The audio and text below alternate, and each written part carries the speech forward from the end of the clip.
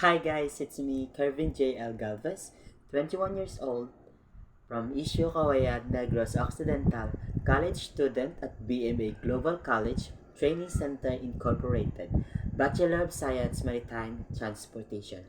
So, for today's video guys is, bago lang po ako sa YouTube, and then this is my first vlog. So, since this is my first vlog, we will answer some random question galing sa social media friends natin. So, samahan niyo ako sa pagsagot, and I hope after this, you will subscribe, follow me, and like my videos, click the notification bells. Okay? Camera ready, action. Yeah, go like. Lights, camera ready, action. Do you know what I mean?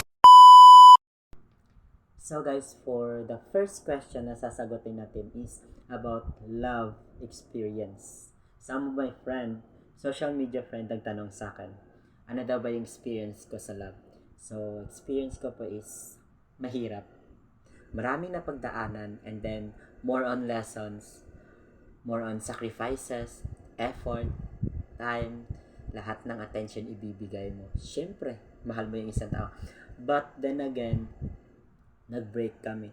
It's because umabot sa punto na she's getting to preg, and then yung papa nung bata, childhood best friend ko pa. So, wala akong magagawa kundi magpaubaya. So, advice ko lang sa mga nagmamahal dyan,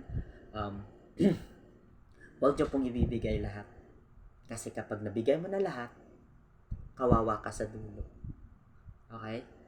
Wag na wag nyo ibibigay lahat. Hi guys! So the second question is, may nagtanong sa akin, how's my life in a marine student? So, based on my experience as a first year college student, Bachelor of Science Marine Transportation, hindi po siya madali. Alam nyo kung bakit? You need to give your all efforts, time, and attention. And then dapat, kapag college na po kayo, dapat interesado kayo sa course na kukunin nyo. Kasi useless kapag kumuha ka ng isang course, tapos hindi ka interesado, useless din yun kasi mawawalan ka ng gana, mawawalan ka ng time. Like, hindi mo ma-manage yung time mo. And then, mawawalan ka ng time sa study. Like, mapapabayaan mo yung academic mo.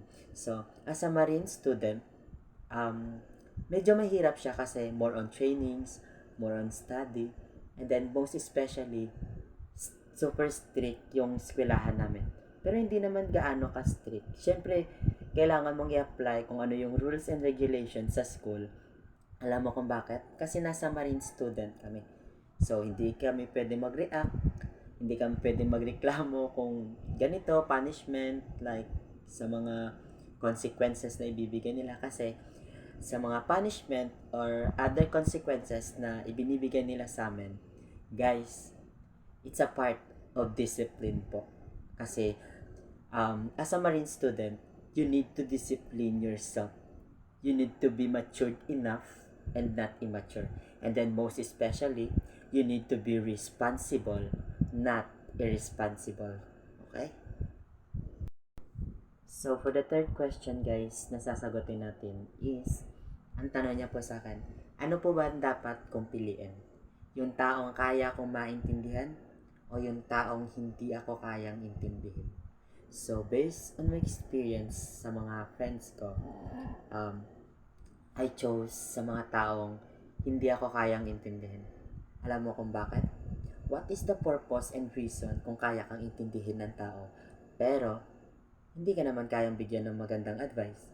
What is the purpose and reason kung pinili mo yung taong kaya kang intindihin, but then again, hindi ka naman kayang samahan, di ba? What is the purpose and reason na pinili mo yung taong kaya kang intindihin, pero binabackstab ka naman patalikod, di ba? So, it is better to choose sa taong hindi ka kayang intindihin, pero nag-stay siya sa side mo. It is better to choose sa taong hindi ka kayang intindihin, pero Kung may problema ka, hindi siya tumatakbo. Kung may problema ka, hindi siya nawawala sa side mo. Alam mo kung bakit? Isa lang ang solusyon dyan. Huwag mong piliin yung taong kaya kang intindihin. Piliin mo yung taong kahit hindi ka na maintindihan, hindi ka pa rin iiwan. So guys, for the fourth question is, ang tanong niya sa akin, kung ilan daw ba yung mga kaibigan ko. Kung bibilangin ko, I think sobra sila ng 20. Pero, advice ko lang sa'yo, kahit sobra sila sa 20, limited lang yung maaasahan mo. Alam mo kung bakit? At the end of the moment na habang tumatagal yung pagsasama namin, parang nagiging toxic. Yung feeling na akala mo okay ka sa kanila, okay kapag kaharap mo sila, pero binabackstab ka pala patalikod. Ganon din naman nangyayari, di ba? So, masasabi ko lang, more than 20 yung friend ko, pero limited lang yung maaasahan. I think nasa 4, 5, o kaya 12 lang, ganun. Like, kung i-rate mo ng 100%, nasa 10 to 5% lang, ganun. So, yun lang po. So, for the last one, guys, is humingi siya sa akin ng advice kasi broken family daw siya. And then, naapektuhan daw yung akads niya, yung sarili niya. So, gustong gusto ko tong sagutin. Ito lang masasabi ko, based on my experience, since bata pa lang ako, broken family na ako. And then, separated yung parents ko. Lumaki ako sa side ng lola ko. And then, pagkatapos noon, nakay papa ako. And then, nakastop ako ng pag-aaral. As in, naapektuhan talaga yung pag-aaral ko. Elementary pa lang ako nun. And then, nung kinuha ako ni mama, syempre, hindi pa ako okay. Kasi, syempre, broken family. Like, may inggit sa ibang tao kasi complete family sila. Like, every family day, kompleto sila. Tapos, ako lang mag-isa sa room. Walang papa, walang magulang. Ganon. Na-experience ko na yan. And then, nag-stop ulit ako ng pag-aaral. So, super affected talaga yung academic ko. Like, negative impact sa academic ko. And then, after that, bumalik ako. And then, sabi ko sa sarili ko, I need to continue my study. Kasi sabi ko, hindi ko kailangan magpa-apekto sa mga negative na mga bagay like broken family.